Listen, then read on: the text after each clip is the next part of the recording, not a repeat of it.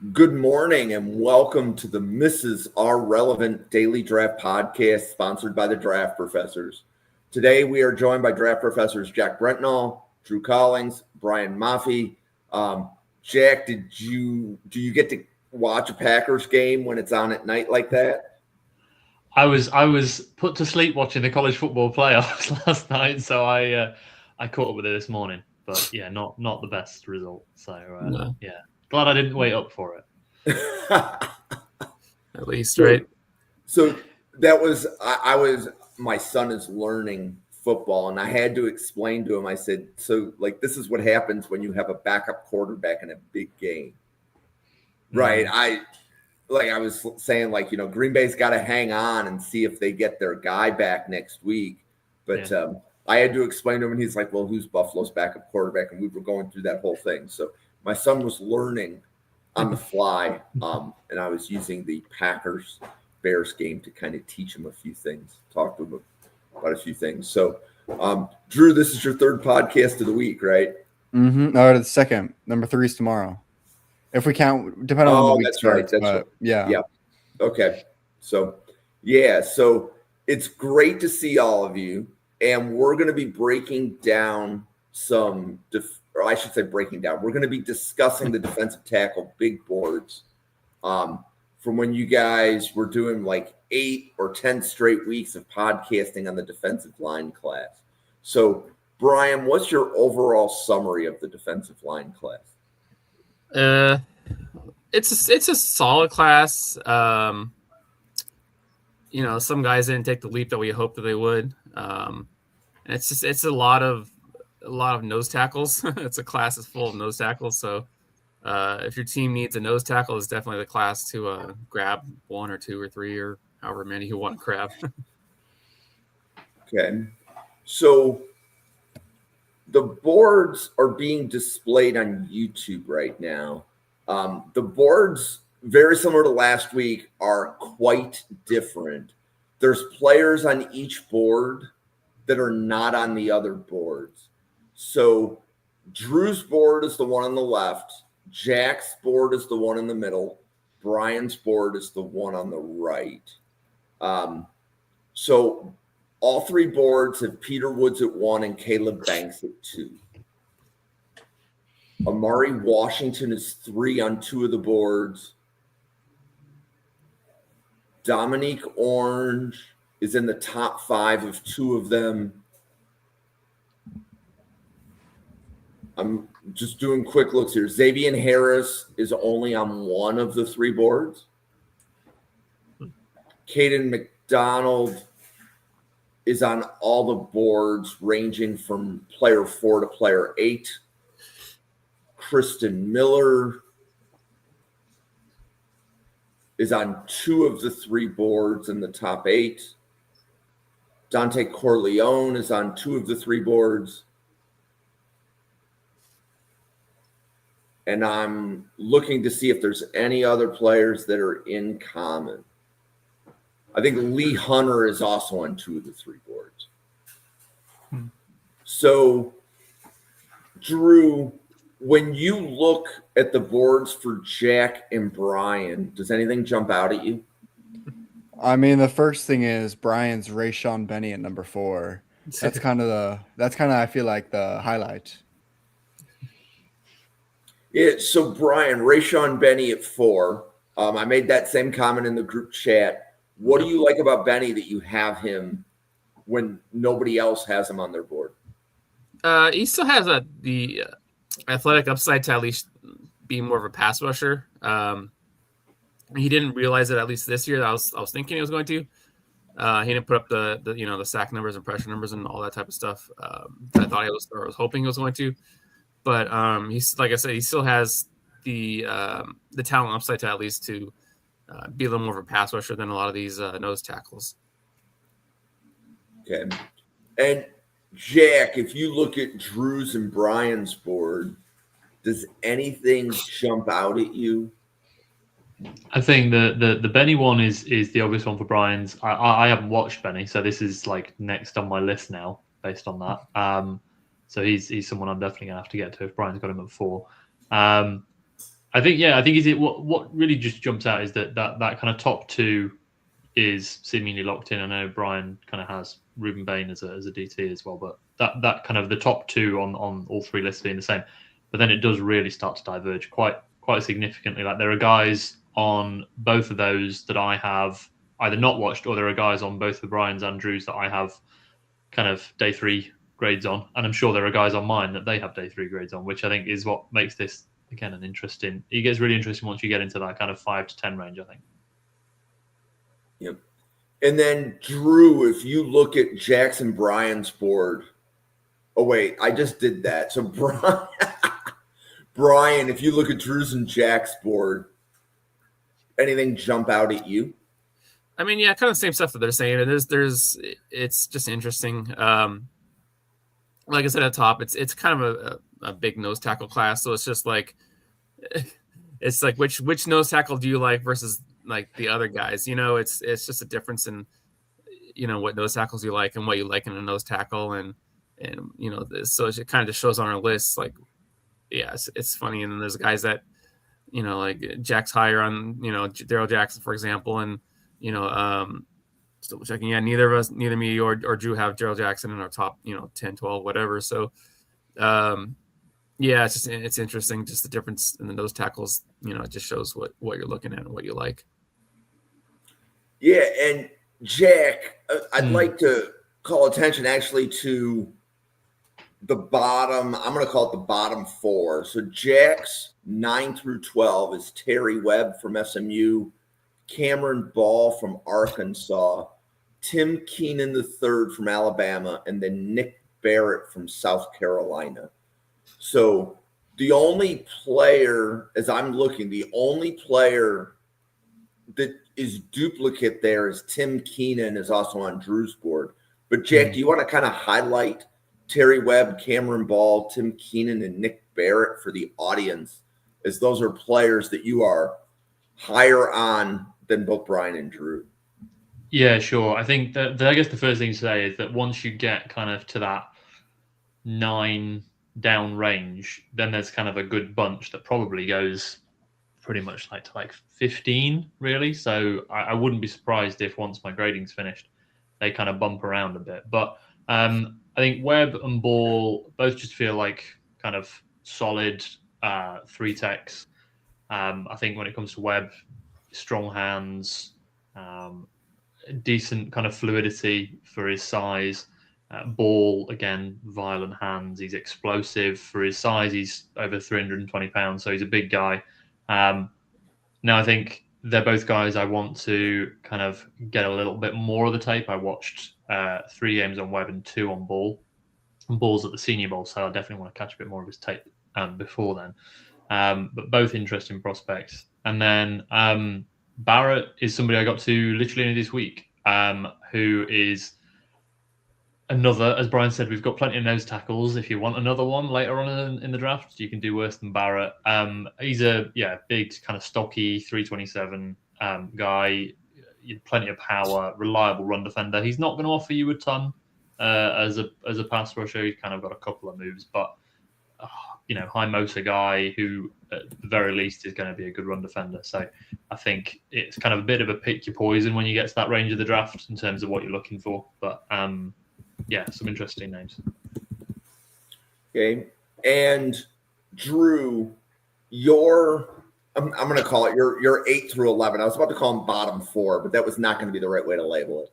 So your 8 through 11 is Dante Corleone, Zane Durant, CJ Fight, and Tim Keenan III. Do you want to highlight each of them briefly for the audience? Some of those players are duplicate on the other boards, but I'll let you kind of introduce them and make sure they get a little bit of airtime. Mm-hmm. So first, Dante Corleone. I actually love him as a player. I think he's so fun, but I could put him any higher. The Godfather kind of looks like a mini fridge playing. He's just a fun guy. He can get really good penetration. He's got, for how big he is, he was surprisingly quick. Like you wouldn't think he is by looking at him, but he's kind of another one of those. He can blow up the run game from the nose tackle. You probably won't get a ton of pass production, maybe once in a while, which is why he's higher than some of the Fights or Tim Keenan's, but he's going to be primarily a nose tackle who can penetrate the backfield and blow up a run play every once in a while. Then Zane Durant is kind of the opposite of all that. He's very small, about 6'1", 287, but he is just an athletic freak. He ranked number 8 on Bruce Fiddle's freak list. He ran a 4.66 40-yard dash, 21.1 miles per hour, and just a lot of very good measurables. So he's an athletic freak, and you can see that he's got great burst. He can split gaps really well, great hands and arm usage, and his first step is just outstanding. That's what shows that to me. Good speed to power. But if an opposing lineman gets his hands on him, he'll just get pushed out of the play. So that's kind of the issue for him at the defensive tackle. So I couldn't put him any higher. Love the athleticism. Think he can impact a couple spots, but it's just a run game right now. And then CJ Fight and Tim Keenan are very, very, very similar players. I just prefer Fight a little bit. They're both team captains. They're both amazing leaders. They both won't impact the pass game really ever. It'll be rare for you. I think they both probably have around 1 sack this year. But they will not be moved in the run game. No matter if you double team them, try to push them out, they just anchor down, hold their spot, and you won't catch a line and moving them. I just prefer Fight, I think, a little bit. I think he's got a touch more athleticism, touch more speed, maybe a little more power. But, yeah. And he's better against double teams than Keenan is. But both those players, very similar roles. We talked about a lot of nose tackles who can defend the run. These two are exemplary of it. Okay, and then Brian, your 7 through 10 is Ahmad Moten, Caden McDonald, Lee Hunter, and Chris McClellan. All of you have McDonald on your board, but can you at minimum highlight Moten, Hunter, and McClellan, and then we'll start discussing all the players that you have in common. Yeah, like starting off Moten, I really like this film. I think he's a junior and he can go back. I try to do my board. I try to include guys that either declared already or are likely to come out. I think there's still a chance he possibly goes back, but again, he's a guy that's. I think he still showed a lot of flashes of explosiveness and power, and being able to get in the backfield, cause some disruption in the backfield and like in the passing game and stuff like that. So I still like his upside. I think if he goes back, he probably and he develops more next year. He could go higher. So I think there's a lot of potential there with Moten. And then so yeah, he's a guy. I think even if he comes out, I think and combine happens and all that. I think he could potentially could move up in the rankings. Again, Lee Hunter just a big nose tackle. He has some explosiveness, can get him back up a little bit, but just a big nose tackle. And, it's going to stop the run and move around a little bit and stuff like that, but mostly just going to defend the run. McClellan, kind of similar. I think he has maybe tiny bit more pass rush upside, but he's not as good as a nose tackle. But it's small differences. It's these bottom 3 guys, they're all kind of interchangeable for the most part. Just minor differences here and there. Kind of same thing with Caden McDonald. I know some people are higher on him, but I see him just more kind of as a true nose tackle. And similar to Moten, I think he could end up still going back. There's that chance. I think he's like, to me, it's like a 50-50 whether he comes out or not. So that's why I still include in my board. So yeah. Okay. So Jack, Caden McDonald and Lee Hunter are 4 and 5 for you. Yep. Okay. So I'm going to say that you like them a little bit more than the other 2 on the podcast. But how much more do you think you like them, or what do you see in their games that you have them, what I'm going to say, probably about a round higher than the other 2 here? Yeah, so like in terms of looking at the actual grading, I've got like the top 2 for me are in a tier of their own, and then it's kind of then 3 through 6, 7 really is kind of another bucket. Those guys they're graded almost kind of identical, to be honest, Hunter and McDonald for me at the moment. Again, there'll be kind of slight shifts when I add in other factors that I've not done yet. But in terms of where I see them, top 50 picks for me. For me, with McDonald, he is limited, right? So he's not a great athlete. you don't see much in the way of like flexibility or bend. He, has shorter arms. And I think Brian mentioned, he is much more of a run first type of guy. You're not going to see much in terms of pass rush moves or pass rush production. Pad level is also a bit iffy when he is rushing the passer. But why I think he's a 4 for me is because what I think he does well, I think he does very well. He is a really reliable run defender. He can two gap. He is if you want to see a guy who can, stack and shed in the run game, he is a perfect player to watch for that. His control and ability to read the flow of the run game, I think, is excellent. I think he's limited as an athlete primarily in terms of his flexibility, but I think the first step is decent for his size. The frame is like thick, powerful. His anchor is excellent. He doesn't get moved off the ball. His hands are heavy. You see him kind of jolt guys on contact. There were moments in the Penn State game where, which I think is a great game to watch because he was going against Ioane, who is, really great guard. There were moments where, yes, Ioane would have him in the kind of pass game, but as a run defender, there were moments where he just you'd see him, jolt these guys on contact, push the line of scrimmage back. So I think limited in the sense of I don't ever see him being a difference-making pass rusher. But I think he's just such a good run defender that I'm willing, especially with the way the league's going, to kind of value that a little bit more. In terms of Hunter, I think he's actually a better pass rusher than he maybe gets credit for. I think the biggest thing, the selling point for me with him is his hands. I think his hands are violent, they're well-timed. He's not got a diverse bag of tricks, but I'm kind of not bothered about that in a defensive tackle. I think if you've got a couple of ways to win, that's enough for me. He's got a really, really good club swim, which you see him win with so quickly, both as a pass rusher and a run defender. He will just shed guys so quickly. You also see a bull rush. So the BYU game, there are several reps where he just collapses the pocket as a pass rusher with his bull rush. The club swim also shows up there. It was also on display against Arizona State as well. I think he shows the ability to kind of sequence and counter as a pass rusher. Like I say, it's not the most diverse bag of tricks, but he can work one move off the other. I think he is a bit linear as an athlete, and I do think there's maybe a little bit of kind of weight on his frame that's maybe not serving him too well. The thing for me is more I think he's got a bit iffy pad level, which you see him a lot where he will kind of fire off out of his stance and he'll be upright. And especially in the run game, especially for someone who's 330 pounds, he gets kind of blown off the ball by double teams. I think it's not a strength issue. It's because he gets really upright, and you'll see him, especially when he's using the swim, just getting so tall, and kind of his frame is then exposed. And if there's a combo block coming, he'll get kind of shifted. But I think that's something that's fixable. He's never maybe going to be the most well-leveraged guy at 6'4", but it feels like something that's fixable. So if you've got a guy who's big, who is solid against the run, and is a useful pass rusher, I think he's a guy I feel I can play on all three downs without worrying too much. So, player I quite like. Okay. So, Drew, on your board, where is your round 2 tier? Like, which players do you see as they're not going to get past pick 64? Yeah, for me, I think 6 and up are all going to go in round 2.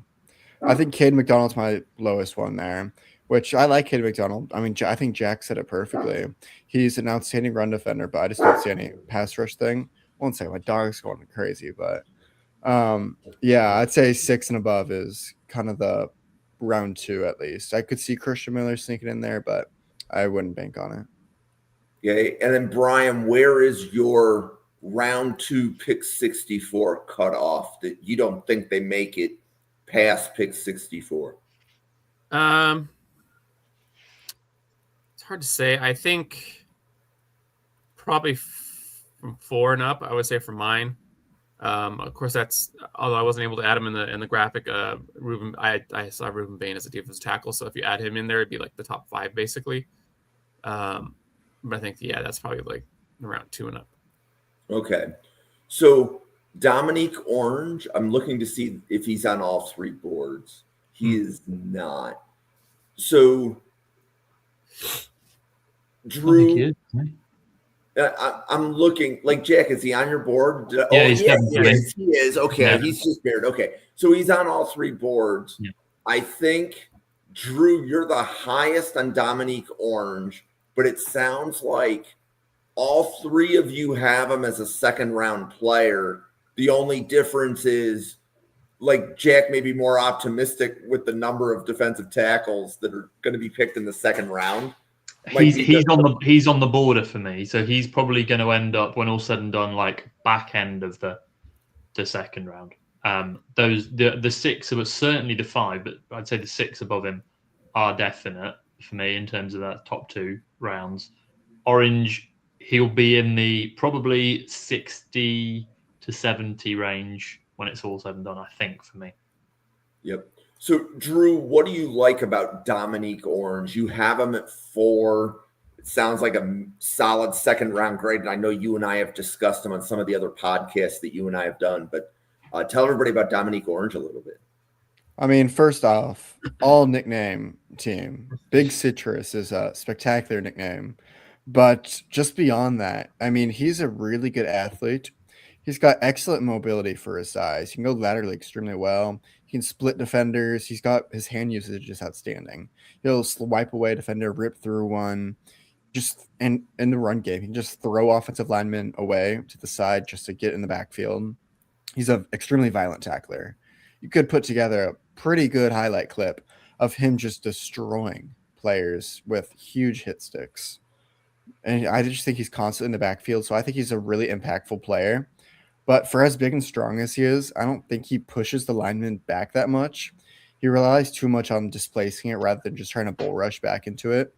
And he just doesn't give you a ton of pass rush production. I think he can.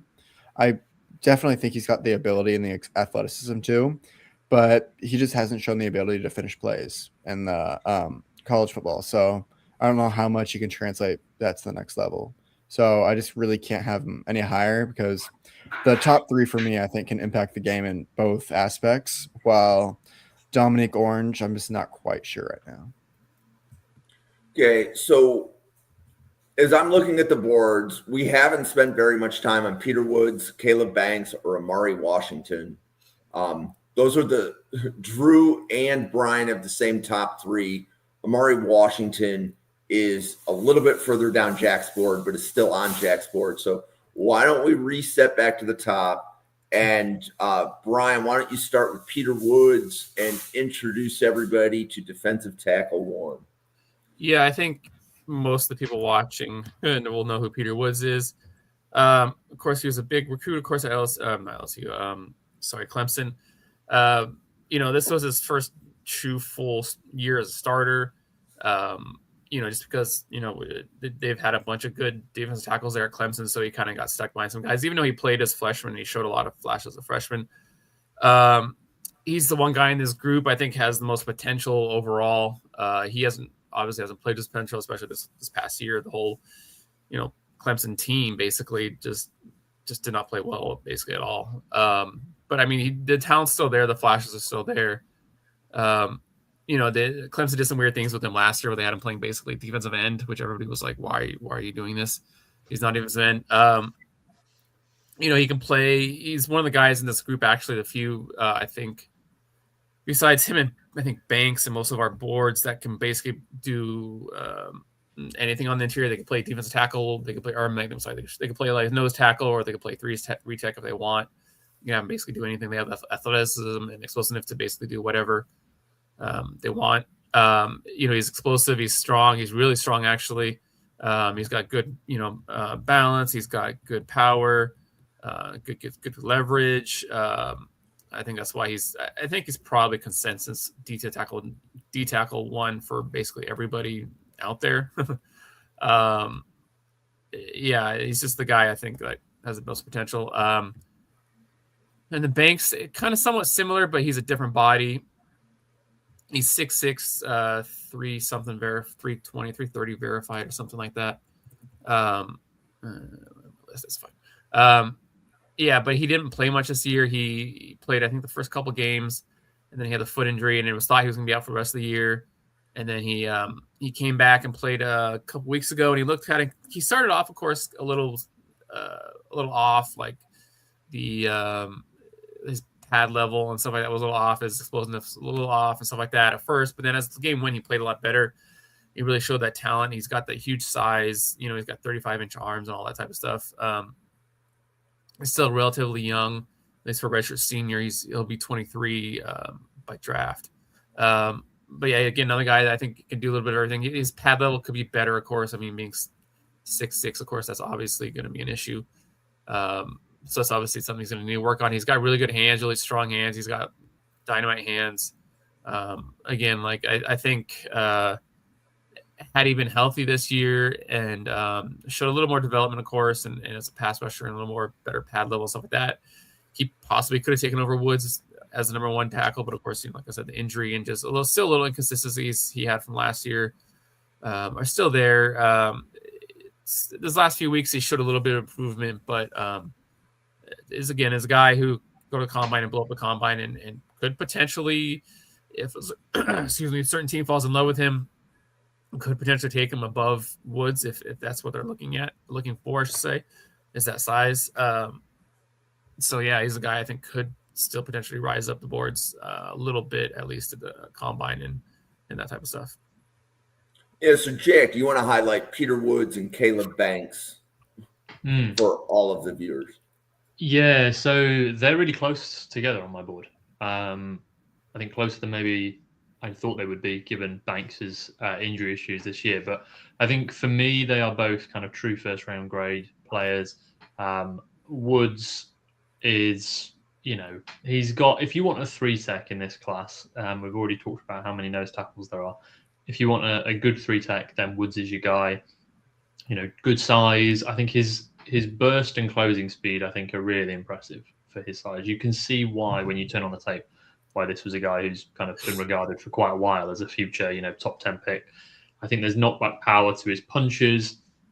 I think he's got some nice twitch to him. You really see it on stunts when he's asked to kind of work as a looper. He's got enough bend for a guy his size. He can bend pretty well. As much as the way they played him off the edge last year was a bit odd, you can kind of see what they were maybe trying to do there. I think he's a good run defender as well. I think he's actually a much better run defender at this point than he is as a pass rusher. I think he holds point of attack well, stacks and sheds well. You can ask him to hold up and kind of anchor down, or you can ask him to kind of shoot gaps and get more aggressive upfield. The kind of guy who can do a bit of everything. And I think he is a 3-down player at the next level. He needs to work on his pad level a bit. He does play tall, and I think that especially shows like late in games where he's maybe a bit more fatigued. And despite all those amazing traits that I've listed, he's never really put it all together as a pass rusher. So I think there is still more development there than maybe we'd have hoped this time last year when we were talking about him. I've not seen the growth as a pass rusher. But I think at the very least, you're getting a good contributor on all 3 downs and potentially someone who can grow into something much more. As for Banks, now, so I'll be honest. So Banks, in terms of how my grading scale works, I've got a film grade, and then there's an analytics grade that will be factored in at a later stage because it will be based on 2025 season analytics, and then I have a kind of injuries and other bits section. So if you just look at the tape grade, I actually have Banks higher than Woods. The reason he's my number 2 is because of the injury. Now, obviously, he suffered a foot injury in camp, training camp earlier this year in summer, and then missed the first 2 games of the season, re-injured it against LSU. Turns out it was a broken foot, had surgery, and then made his return against Tennessee. Now, obviously, foot injuries are quite scary for a bigger player, especially one who's 6'6", 325 pounds. But I think there is so much to like on tape. Like, he is kind of built in a lab in terms of the combination of length, strength, and quickness. His hands are so violent and strong. If you watch the Tennessee game, there are reps where he's just throwing guys around, and some of these guys, like their right tackle, is a really talented young. I think he's a true freshman. Really talented young true freshman. He has great length. He is explosive. Like, you look at the size and you think maybe he's a true nose, but I don't think he is. I think he's actually more of a kind of penetrating three tech, despite the fact he's that big. You see him line up everywhere from 4-eye to nose, and I do think that's actual versatility. I don't think it's kind of gimmicky college usage. I think he's a guy who can play up and down the line. Pad level does need to get better. He is 6'6". It's never going to be great. He does play tall, but I think what really stood out to me was that despite the fact he's consistently coming off the ball high, he's still able to win with power, which makes you think if you can get that in check even a little bit more, how dominant he's going to be. Now, like I got a bit of a kind of Chris Jones vibe from Caleb Banks' tape. Now, like I say, the injury is a factor. I can see it scaring some teams off, but I think he's a guy that people are going to be all over the place on. I know we've all got him too, but in terms of where that value comes, I've seen people kind of have him as a, second round pick, late second round pick. But for me, he is kind of firmly in the top 15 conversation. Yeah, and Drew, before I come to you, I want to specifically say I give Caleb Banks a lot of credit from the standpoint of, I think Jack, as you specifically pointed out, he played a game or two early, got hurt. Well, let me rephrase that. He was hurt. He played a couple games. Then he got hurt again. He could have packed it in for the year because of the draft. But I actually think the fact that Banks played that one last game for Florida when Florida's season went sideways in a hurry this year, the team wasn't going to do well when he came back for that one game. But I think it really improved his draft stock just by showing, yes, I have recovered from the injury. I think Caleb Banks is going to be one of the stories coming out of the Senior Bowl. But Drew, do you want to talk about Peter Woods and Caleb Banks for a few minutes? Yeah, I'm not going to go on for too long because, Jack and Brian have already said it pretty perfectly. But they're pretty similar evaluations for me. What sets Peter Woods above Caleb Banks is the injury history. Woods has been there mostly every game, possibly every game for Clemson, while Banks has missed a pretty significant amount of time for injury. But, what they do well, they both do extremely well. Great first steps, athletic, can impact both the run game and the pass game. I think they're both going to be 3-down impact players at the next level. Just looking at my notes for it, I see a very similar thing. They both kind of struggle with missed tackles. I think they both need to develop some more pass rush moves instead of just winning purely with the athleticism. But great athletes can win in a variety of ways. Excellent hand usage, impact both run pass games. I'm a big fan of both. I think they both go in the first round easily. Okay. So now this is going to be me just being a little goofy. So Jack, if you have to call your shot for Green Bay, knowing where Green Bay drafts, which is likely going to be the first pick, is going to be back of the second round. Is there a defensive tackle in this class that you think fits what Green Bay does? And do you see that as a day 2 or a day 3 guy? It's always that balance of what do I want, and then sometimes realizing what are the team going to do? Because this is the team that drafted Jordan Morgan in the first round. I'm like, oh god. Christian Miller feels like a name to me that I don't know. I feel like I could see that. I don't know whether he comes out, but I think he's a good athlete, decent measurables. I think there's a bit of an untapped potential there with him, and I think he should be on the board. I'd think when they pick, if he does declare. It's always difficult to predict for sure, but he feels like he probably will be. I think if you're not getting someone like that, then I'm probably maybe waiting until day 3 and then just getting more of a situational, run stuffing. Okay. Is there a day 3 guy that you like that you, even if he's not on the board that's being displayed right now, that you want to give a shout out?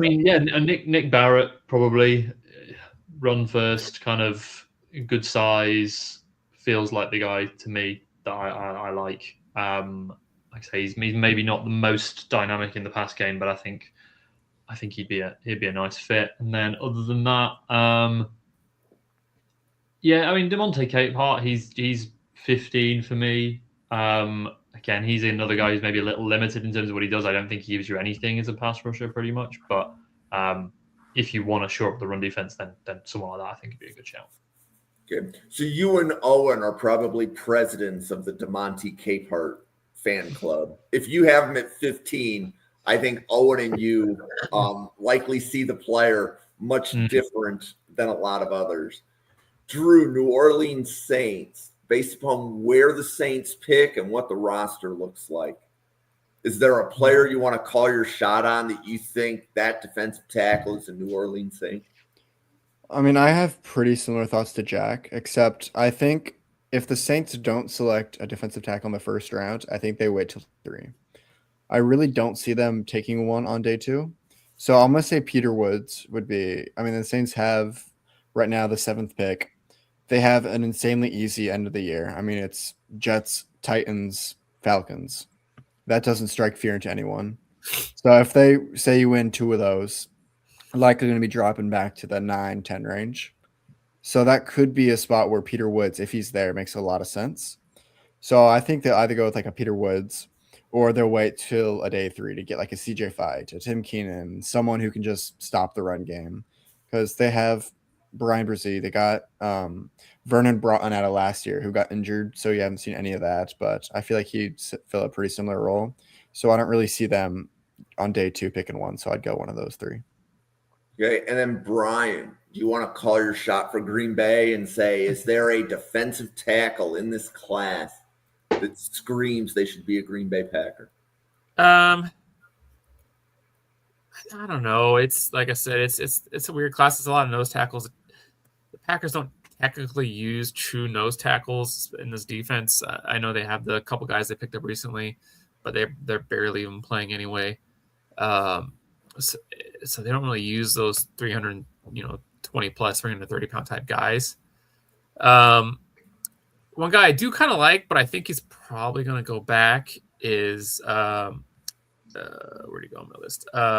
James Smith from Alabama. Although he hasn't reached his potential, I think he probably ends up going back. But if he does come out, I think he would be a good fit because he's versatile. He kind of can play up and down the line. He can play a little bit of nose tackle for you. He can play a little bit at even some defensive end.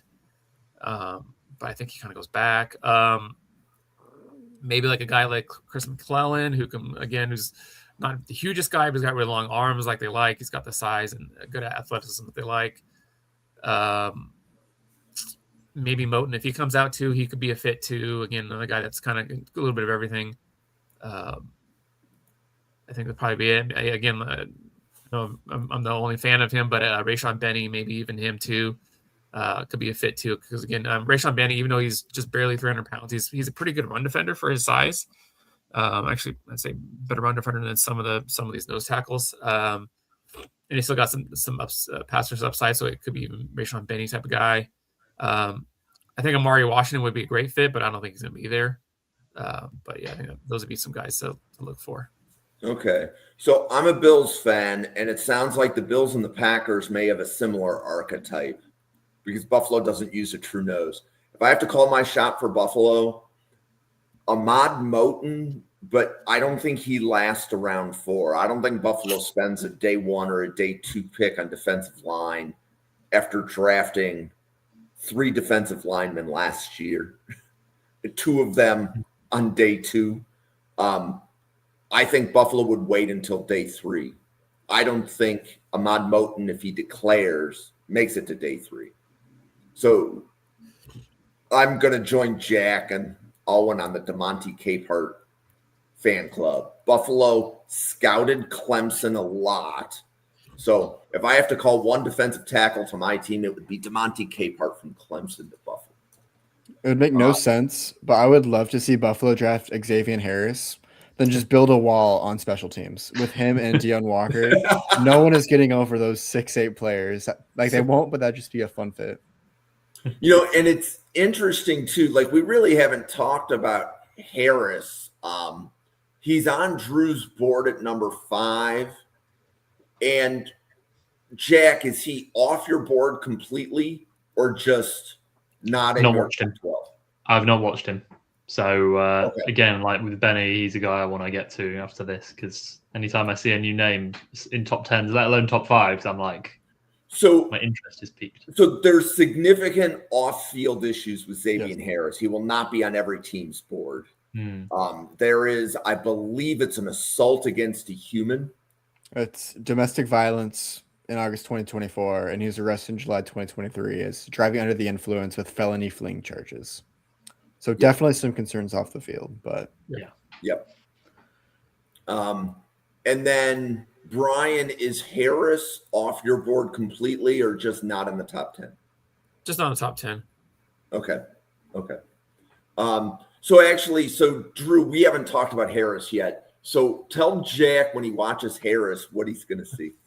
I mean, you're gonna see, like, imagine what you saw with Deion Walker kind of last year. Just a huge frame, 6'8", 330 pounds.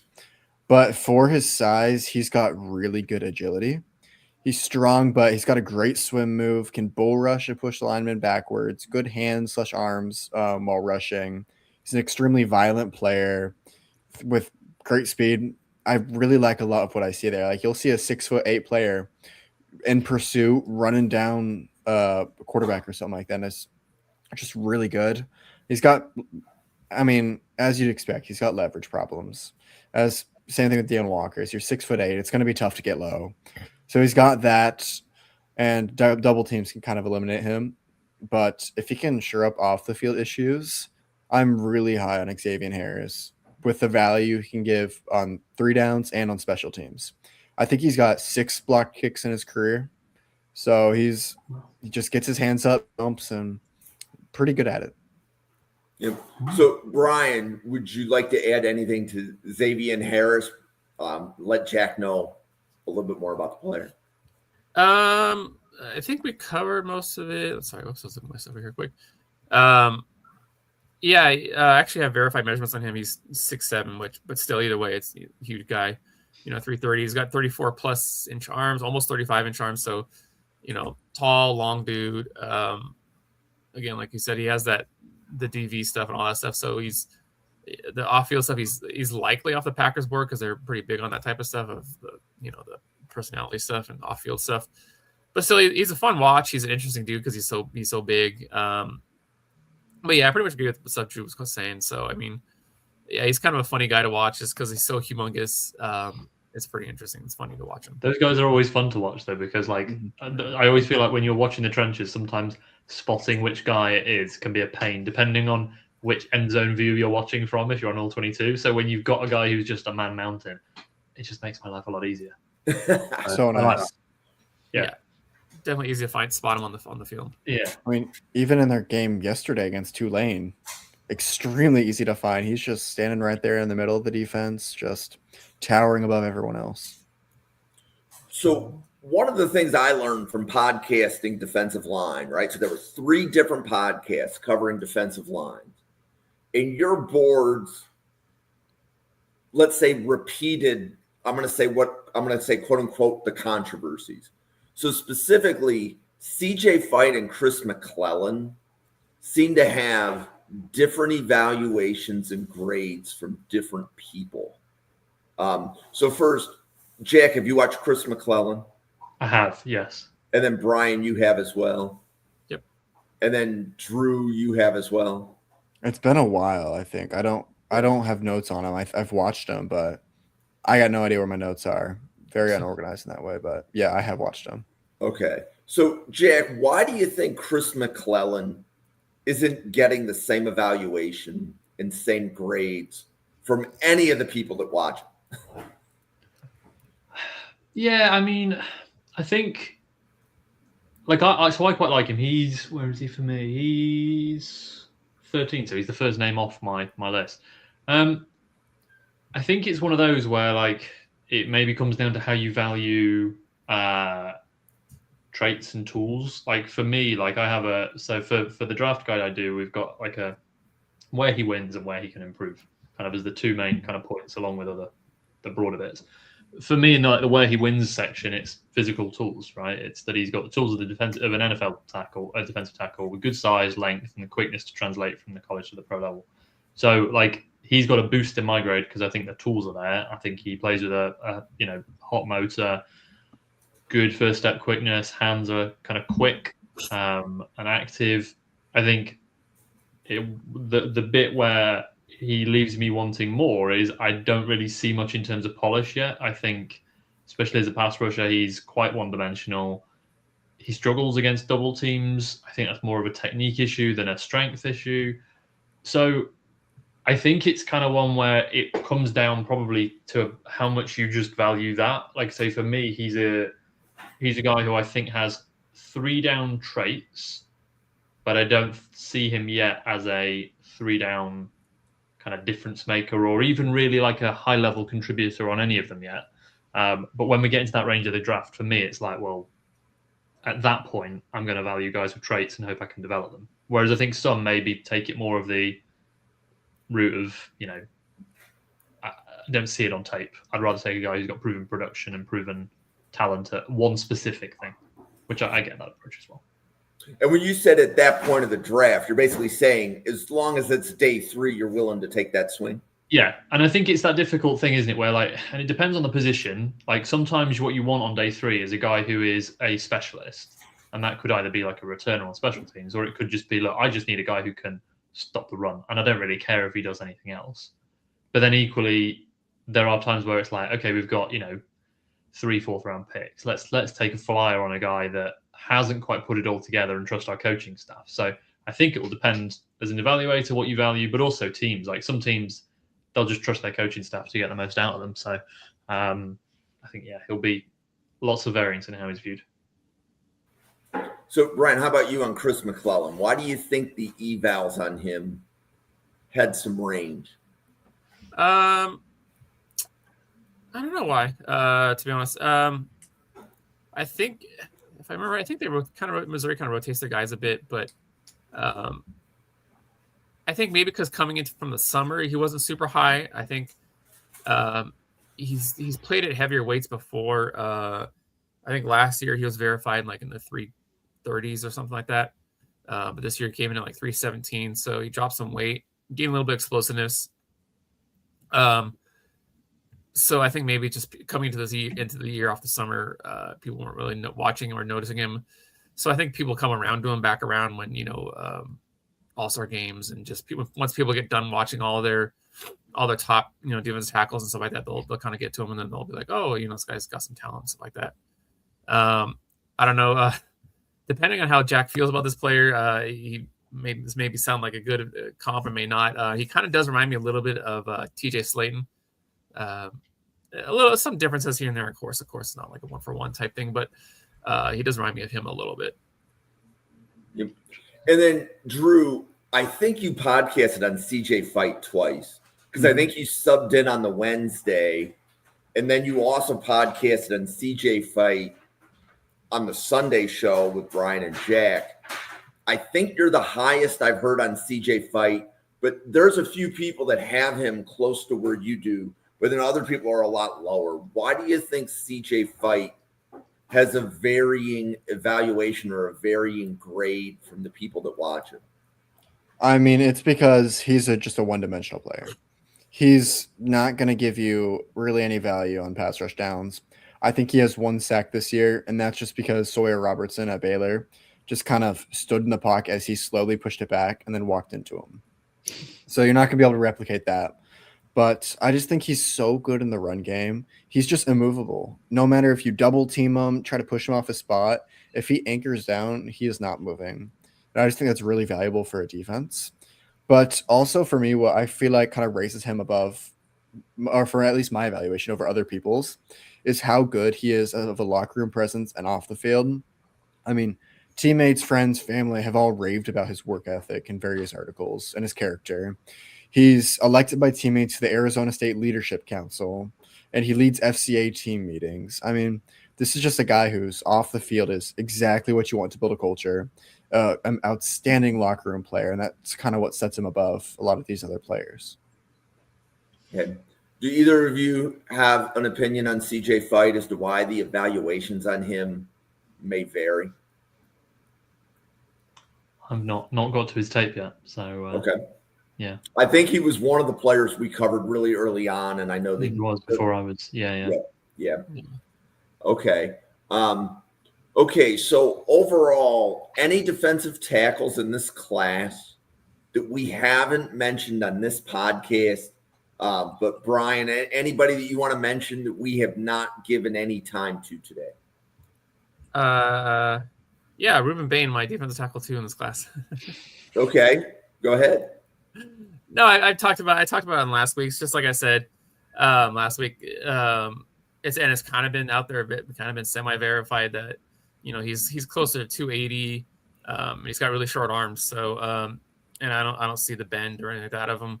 I've seen a couple people post that he has like amazing bend, and I was like, I don't know, that was kind of weird. I was like, I don't see how you see that, but yeah, like I said last week, he's a bit stiff. He's explosive, of course, but he doesn't really have great closing speed, at least from the edge. I just, like I said, and I think he's listed at 6'3". I think he's closer to 6'2", maybe even 6'1".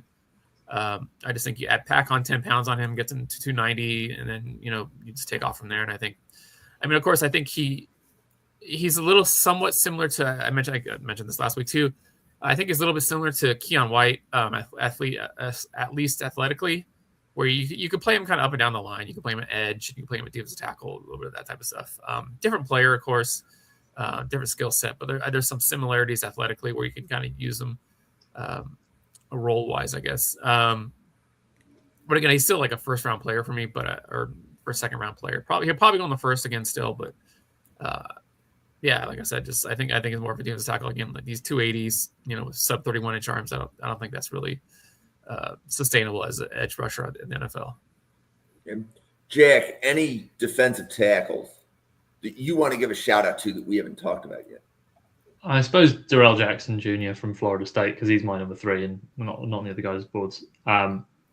Yeah, he's just one of those where like I sometimes wonder when I finish grading, is it like how much they get a bump because I just loved watching the tape?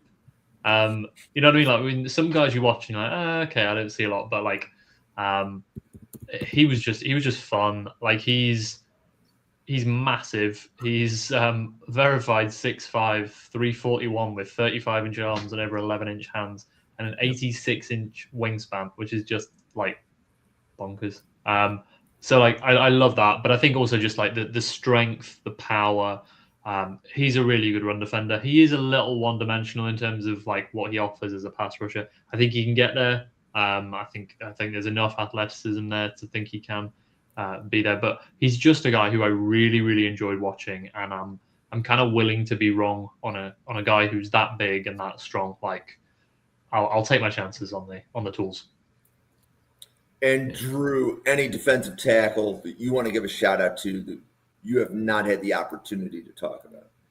I don't think there's really any huge ones on my board. Those are the two that I was going to ask Brian and Jack about, was the Darrell Jackson Jr. and Ruben Bain, but no, not personally.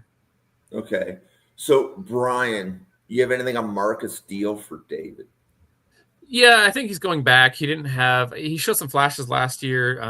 This year, I think he played a bigger role this year. I can't remember offhand if he started or not, but he played a bigger role this year, but he didn't have the year I was hoping he would have. He's a redshirt sophomore, if I remember right. So I think he's like a 90% he's going to go back type of thing.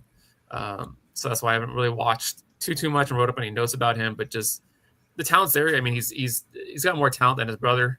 I think he's going to go higher when he comes out, at least, than his brother goes. But I think he's definitely a return to school type guy. So shout out to David. So David is Philadelphia Eagles reporter. He podcasts with draft professors all summer. So David, thanks for stopping by the podcast. And I believe the Bills play the Eagles next week.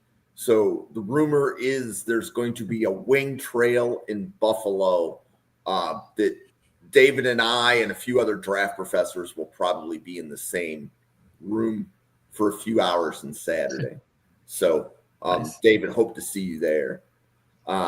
Okay, so Drew, do you want to let everybody know about your New Orleans Saints podcast and the other content that you make? Yeah, so first off, follow me on X at Drew M. Gullings. I post a lot of scouting reports, random stuff like that on it. I have a New Orleans Saints podcast called The Dome Discussions. We go weekly on that, so give it a follow. Right now is a pretty interesting time for the Saints. Tyler Shuck could be the future. We'll see on that. But I also write for a New Orleans Saints site called Who Dat Dish, and I just started my Substack, which you can find linked on my Twitter. Yeah. Jack? Yeah, so most of my work's over at the Touchdown, where I head up the NFL draft content. So I'll be doing kind of playoff preview pieces on top prospects over the next kind of few weeks. Again, starting work on the Touchdown draft guide, which is a never-ending love affair.